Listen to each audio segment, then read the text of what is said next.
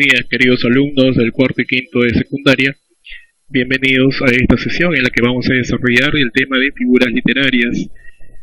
El objetivo de esta sesión busca que ustedes puedan reconocer las diferentes figuras literarias que usamos en la comunicación escrita y oral. Empezamos entonces diciendo que son recursos estilísticos que usamos para embellecer el lenguaje. Recuerda que no siempre usamos el lenguaje para comunicarnos, sino también para llamar la atención del receptor a través del embellecimiento del mensaje. Empezamos entonces con las figuras de dicción, aquellos que juegan con el orden de las palabras, los sonidos de las palabras, etc. Empezamos con la primera figura. La primera figura le llamamos epíteto. ¿En qué consiste el epíteto? Consiste en usar adjetivos para resaltar características intrínsecas del sustantivo. Así, por ejemplo, Gustavo Adolfo Bécquer, en su poema Volverán las oscuras golondrinas, nos dice: volverán las oscuras golondrinas en tu balcón sus nidos a colgar. Si observamos bien, las golondrinas sabemos que tienen un plumaje oscuro, y para resaltar más la imagen de esta palabra, uso un epíteto, en este caso uso el adjetivo oscuros. Entonces, es aquí donde se produce el epíteto, ¿sí? Las oscuras golondrinas.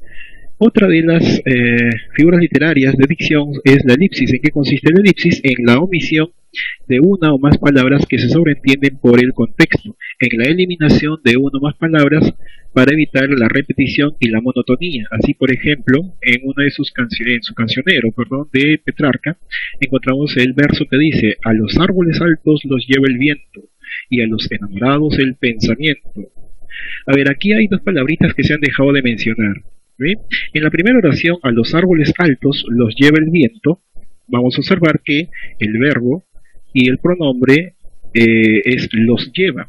En la segunda oración, y a los enamorados el pensamiento. Aquí se ha dejado de mencionar estas dos palabritas para por qué se sobreentiende. Y justamente se ha dejado de mencionar en este lugar. Si yo tuviese que mencionarlos, diría: a los árboles altos los lleva el viento y a los enamorados los lleva el pensamiento. ¿Sí? Muy bien, en eso consiste la elipsis, en la eliminación de palabras que se sobreentienden según el contexto. Otra de las figuras literarias de dicción es el polisíndeto. Consiste en la utilización de conjunciones innecesarias dentro de la oración. Pero recuerda que el uso de las figuras literarias para los poetas busca un objetivo, ya sea acelerar la pronunciación del verso o de pronto hacerlo más pausado, o tal vez poner mayor énfasis en la pronunciación de alguna palabra.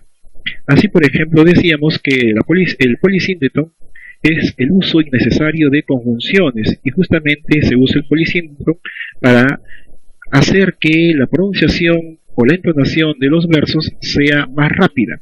Así, por ejemplo, Giacomo Leopardi, el italiano, en su poema A Italia nos dice: oigo son de armas, oigo canciones de armas o sonidos de armas, y de carros y de voces y timbales. ¿No divisas un fulgor de infantes y caballos y polvo y humo y fulgurar de acero? Si te das cuenta, no puedo hacer pausas porque no existen comas. En lugar de las comas se ha completado esto con conjunciones, con la repetición de conjunciones, justamente para hacer que uno pueda entonar los versos más rápidamente. Otro de las figuras literarias de dicción tenemos la anáfora. ¿En qué consiste la anáfora? Consiste en la repetición de palabras al principio de un verso o de versos consecutivos. Así, por ejemplo, San Juan de la Cruz, el poeta de la poesía mística del Renacimiento, el español, nos dice: oh noche que guiaste, oh noche amable más que la alborada, oh noche que juntaste. Aquí vamos a observar que en la primera oración, el primer verso, ¿sí?, dice oh noche. Esta palabrita o estas dos palabras se están repitiendo en el siguiente verso y en el tercero también, ¿sí? De ahí que pueda decir que aquí se ha producido la anáfora. La siguiente figura de dicción es el hipérbato. Consiste en alterar el orden lógico de las palabras de una oración. Por lo general, nosotros solemos ordenar las palabras en una oración empezando por un artículo, luego el sujeto, luego el verbo y luego los complementos del verbo. Pero también se puede cambiar este orden. Cuando se cambia el orden, se produce el hipérbato. Dice entonces Garcilaso la Vega en uno de sus églogas: de verdes sauces hay una espesura. Muy bien, aquí se ha trastocado el orden de las palabras. Si te das cuenta, Lo correcto y lo lógico debería ser: hay una espesura de verdes sauces. Muy bien, entonces recuerda que el hiperbatón consiste en el cambio del orden de las palabras en la oración. Hasta aquí entonces hemos visto las figuras de dicción, aquellas que juegan con el orden de las palabras, juegan con la posición de las palabras, con los sonidos de las palabras, etcétera, etcétera. Vamos a ver ahora aquellas figuras llamadas de pensamiento, que ya no juegan con las palabras, el orden de las palabras, los sonidos de las palabras, sino que ahora vamos a encontrar que juegan con los significados de las palabras o con las ideas. Empezamos con la antítesis. Consiste en oponer dos ideas empleando palabras antónimas. Vemos claramente en los versos que nos presenta Pablo Neruda. Dice: es tan corto el amor y tan largo el olvido. Si vemos en la primera oración, dice tan corto, ¿sí?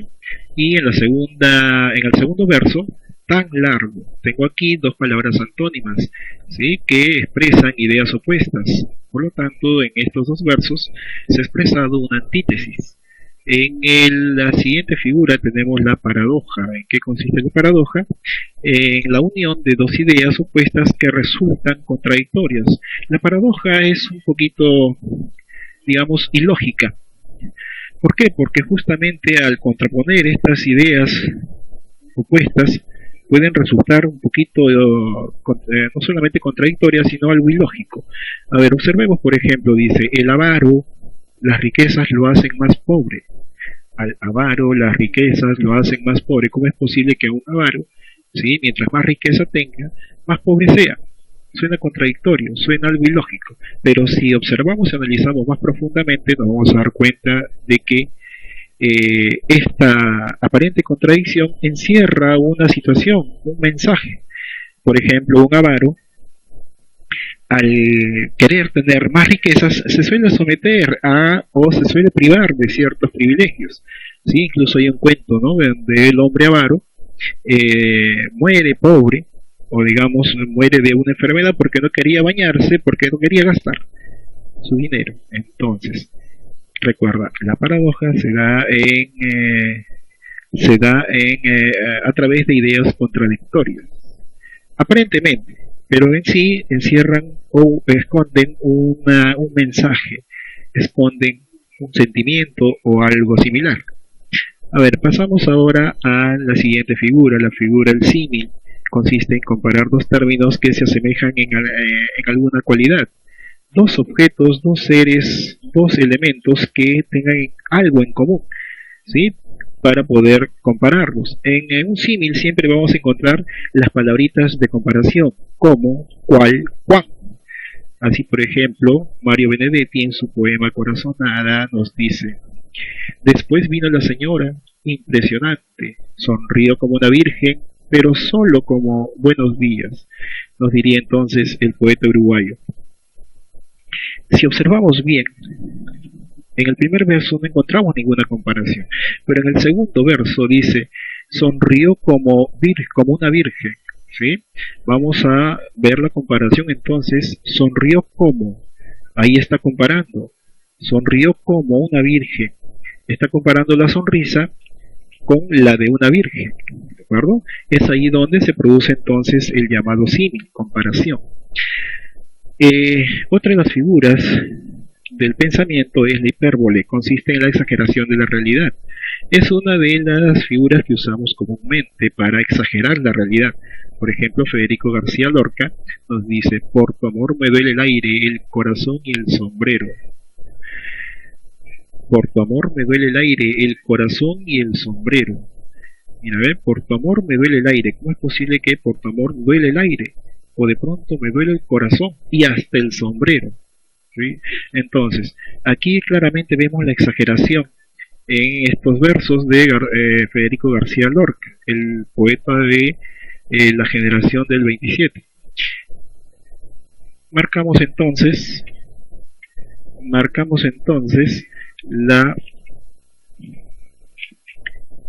el lugar donde se siguiente figura del pensamiento le llamamos metáfora. La metáfora es una de las figuras más usadas comúnmente. Sin saberlo, solemos usar metáforas en nuestra comunicación diaria. Consiste en identificar un término real con otro imaginario, siempre y cuando entre ambos existe una relación de semejanza, existe una cualidad o característica semejante. Así, por ejemplo, tengo: sus cabellos son oro, su frente campos elíseos, sus cejas arcos de cielo, sus ojos soles. Versos de Miguel de Cervantes en Don Quijote. Nos dice, ¿no? Al describir a Dulcinea del Toboso: sus cabellos son oro. A ver, la metáfora es el siguiente paso de un símil.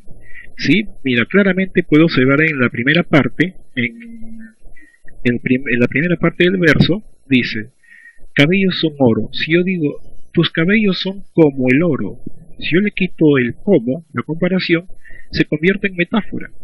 Tus cabellos son oro. Lo mismo sucede con la siguiente metáfora, dice: su frente campos elíseos, su frente son como campos elíseos, o su frente es como campos elíseos.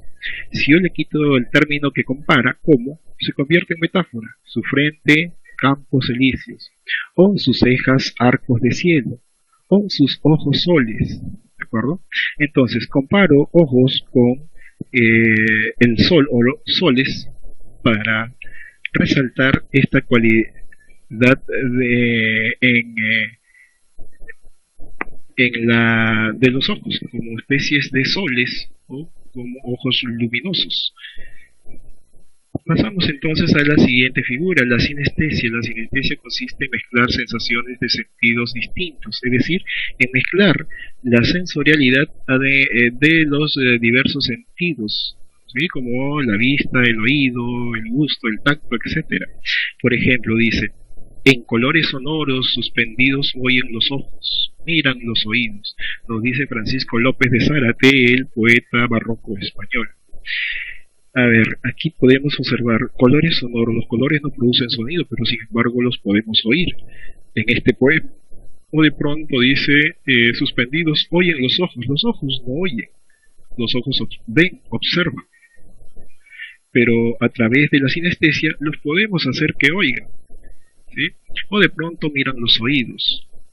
Entonces, en eso consiste la sinestesia, en mezclar las sensaciones de sentidos distintos. Otro de los, vamos a marcar entonces dónde se produce la sinestesia.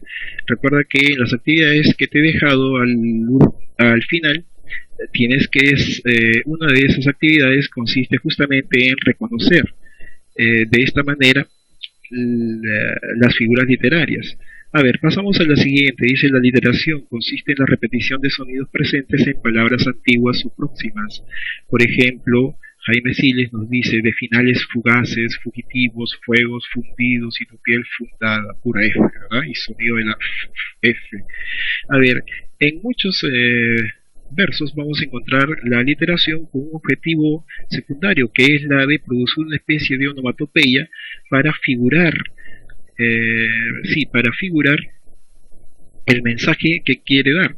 Por ejemplo, de finales fugaces. ¿Cómo suena algo fugaz? Fugacidad, ¿verdad? Entonces, a través de la repetición de la F, quiero simbolizar o quiero, digamos, dibujar la imagen de justamente algo que se fuga, algo que pasa rápidamente. Dice: de finales fugaces, fugitivos, fuegos fundidos en tu piel fundada. Muy bien, esa es la literación entonces, la repetición de sonidos constantes en palabras contiguas. Pasamos. A continuación tenemos las actividades del tema. Recuerda que son actividades complementarias, ya que en la primera semana de clases ya habíamos avanzado el tema. Entonces, estas son actividades complementarias para las cuales debes diseñar un organizador de la información que resume el tema. Cualquier organizador, puede ser un mapa mental, un mapa conceptual, un cuadro sinóptico, el que más te acomode o el que usted desee. Como actividad número 2, dice: escribe un ejemplo de cada figura literaria señalando la palabra o palabras en que se produce esta figura. Lo vas a hacer de la siguiente forma. colocas primero el nombre de la figura literaria, luego escribes el ejemplo. Yo he elegido, para este ejemplo, dos versos de Garcilaso de la Vega, que dice: salid fuera sin duelo, lágrima corriendo. Aquí debo reconocer, a través del subrayado o resaltado, la anáfora. Salid fuera sin duelo. Veo entonces que en los dos versos, al inicio se repite la palabra salid, salid. Entonces, como en eso consiste la anáfora, debo subrayarla, debo resaltarla de esta forma. ¿De acuerdo? Muy bien, hasta aquí entonces hemos desarrollado el tema de las figuras literarias. Solamente recordarle a los padres de familia supervisar de manera responsable el desarrollo de estas actividades en el cuaderno de sus hijos. También recordarles a los chicos que por favor compartan estos videos con sus compañeros que aún no ingresan a la plataforma. Muy bien, muchísimas gracias, es todo por hoy. Hasta la próxima.